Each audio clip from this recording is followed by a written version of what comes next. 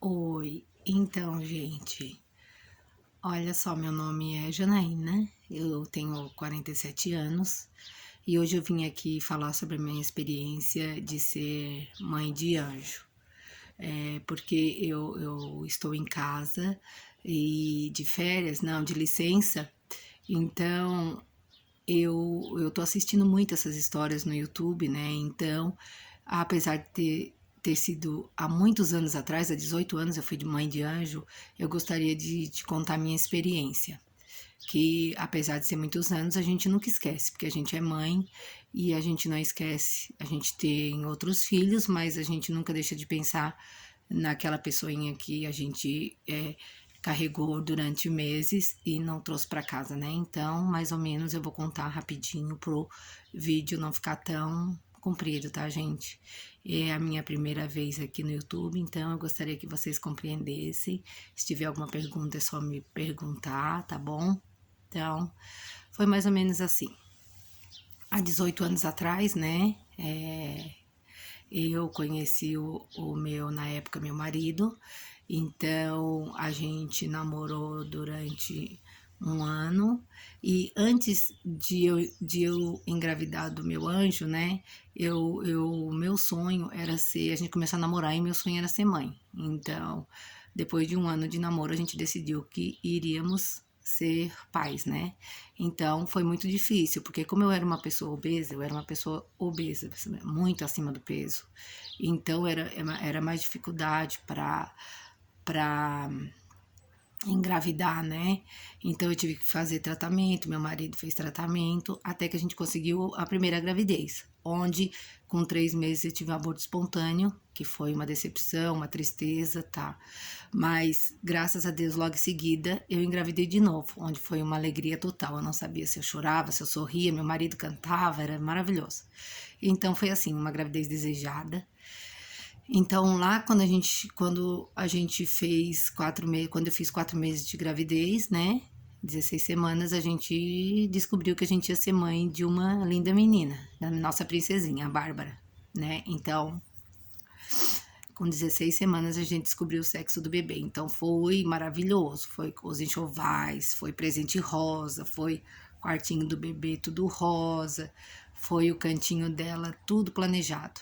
Eu me lembro que com 7 meses eu já estava com um quartinho pronto, com um bercinho montado. Eu ia toda semana, eu trocava de lençol, era assim, era uma doideira. Então, assim, só que a partir da 20ª semana de gravidez, a partir da 20ª, não, da 25ª semana de gravidez, eu comecei a ter umas intercorrências na gravidez. Como eu sou uma técnica de enfermagem, trabalho numa unidade de saúde e, por ironia do destino, eu trabalhava com um ginecologista obstetra, que ele fez meu pré-natal, então eu mais ou menos sabia assim que começou as intercorrências da minha gravidez, muita infecção urinária, eu comecei a ter minha pressão começou a altear, sabe? E daí eu tive que recorrer a ele e dizer que eu não estava me sentindo bem. Eu comecei a tomar remédio para pressão alta, né, a metidopa. Ele começou a me avaliar, me dar antibióticos para infecção urinária, muitas vezes ele me internava. Como ele era um médico que ele trabalhava na minha unidade, mas fazia as cesarianas das pacientes dele em outra cidade, que era onde o hospital que ele trabalhava, então era lá que eu pretendia ter a minha filha com ele. Mas infelizmente, a partir do sexto mês de gravidez, eu comecei a ter alterações nas minhas vias biliares, no fígado. Então, é raro, eu acho que muito poucas mães têm essas alterações. E as minhas foram muito altas, então eu fui considerada, para mim, uma gestação de alto risco. Fui até o meu obstetra, que era meu colega de trabalho, e disse para ele: doutor, eu preciso que o senhor me encaminhe para um centro de alto risco, né? Que aqui na minha cidade não tem. Ele disse: não, Jana, eu vou te acompanhar aqui, e quando se eu ver mesmo realmente se precisa, a gente faz uma transferência para ti, para um hospital com essa complexibilidade, né?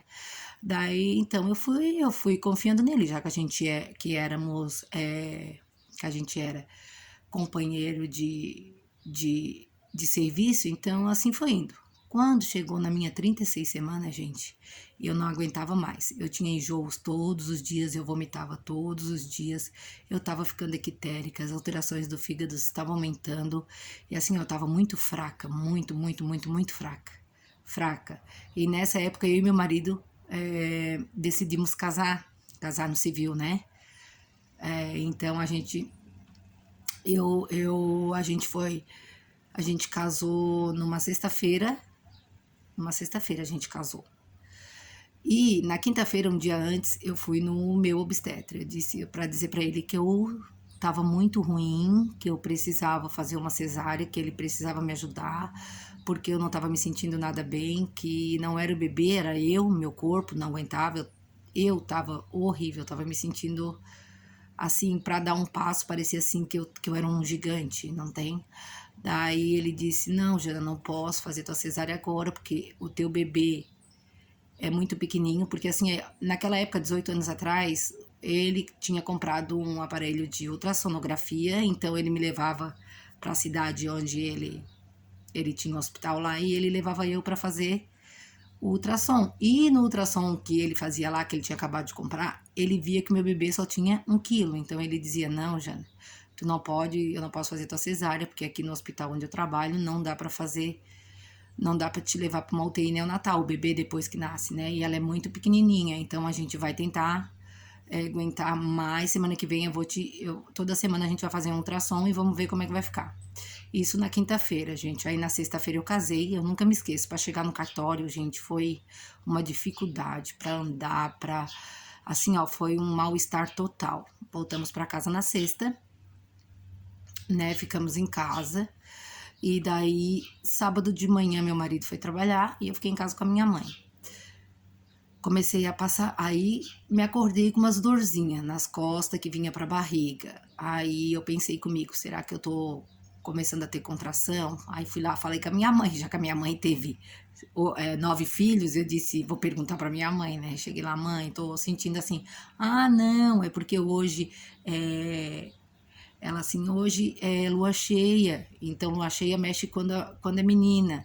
Vai lá, deita, fica lá confortável. Vai lá. Lá fui eu, voltei pra cama pro meu quarto, mas gente, não tinha posição pra ficar. Eu virava de um lado, a dor vinha, eu virava pro outro, a dor vinha, eu caminhava no quarto e doía.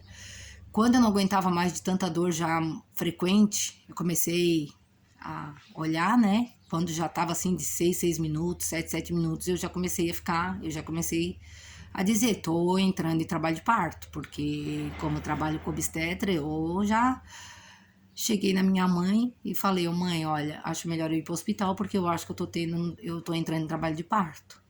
Eu vou pedir para chamar o meu marido e ele vem e a gente vai pro hospital. Aí a mãe disse: então sim, então tá, então olha, vou chamar ele para ele vir, para ele te levar pro hospital. Gente, na hora, aí eu falei para ela assim: eu vou no banheiro, então tomar um banho antes dele vir.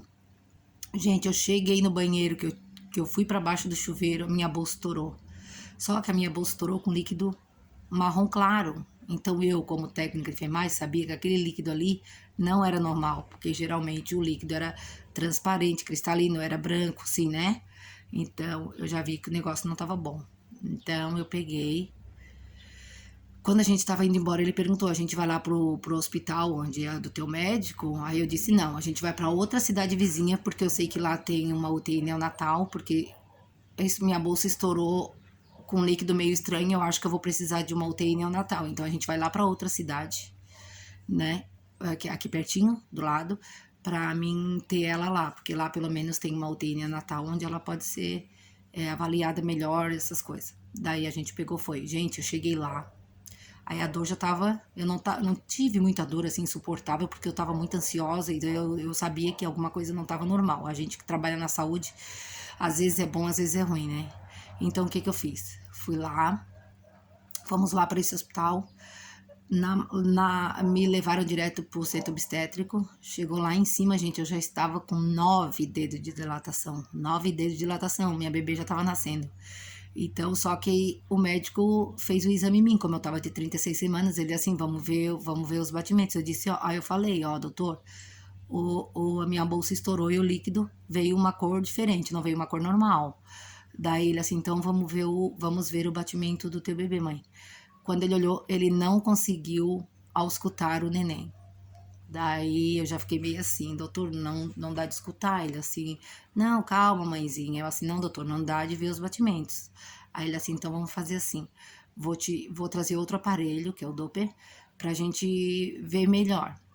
Não escutou também. Daí ele chamou uma outra obstetra, aí veio uma outra obstetra fazer meu parto. Ela assim, ó mãe, tu já tá de 10D de dilatação, a gente vai fazer teu parto. Vai ter que subir aqui na maca, a gente vai fazer teu parto, porque o teu bebê tem que nascer. Aí pode ser por isso que a gente não conseguiu escutar o coraçãozinho dela, porque realmente ela já tá aqui nascendo, já dá de ver, já tá coroando, então vamos ver o que vai ser depois do parto. Daí, eu me lembro que eu fiz 3 forças assim, e a neném nasceu. Gente, ela nasceu, não chorou. Levaram ela assim pro meu lado, ali do lado da cama, porque já vieram com todos os aparatos, como não tinha batimento cardíaco, já vieram com aquelas aparelhagens todas ali do lado. E no susto eu me levantei e fiquei olhando, vendo eles fazer o todo, né? Ali ressuscitar ela, tentar ressuscitar e botar adrenalina, aquelas coisas tudo, e ela não veio. Daí a médica veio até minha mãe, olha, infelizmente o neném nasceu natimorto, então seu bebê infelizmente nasceu sem vida. Gente, meu mundo caiu, assim, sabe o que é o teu mundo desabar? Que até hoje eu me lembro dessa cena, gente. Daí eu peguei, fiquei em choque, não chorei nada, fiquei em choque, simplesmente em choque e sentada. Aí a doutora dizia, tu tens que descer pra gente poder tirar tua placenta, tu tem que descer, tu tem que deitar. E eu fiquei naquilo ali, parado, olhando pra ela ali naquele berço. Daí até que eu consegui deitar e fizeram tudo, me levaram pra um quartinho lá. E eu disse, eu não quero ficar aqui sozinha. Aí nisso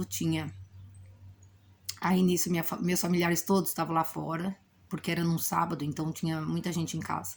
Então meus irmãos, meus cunhados estavam tudo lá, me levaram, né, meu marido, tudo. Eu nunca me esqueço, gente, uma cena que vai ficar eternamente na minha cabeça. Quando eles me tiraram da sala, né, lá do centro obstétrico para levar para um quarto, no corredor estavam as minhas irmãs, meus cunhados, meus irmãos, minhas cunhadas, e eu passando naquela maca, eu nunca esqueço a cena deles todos chorando, gente, todos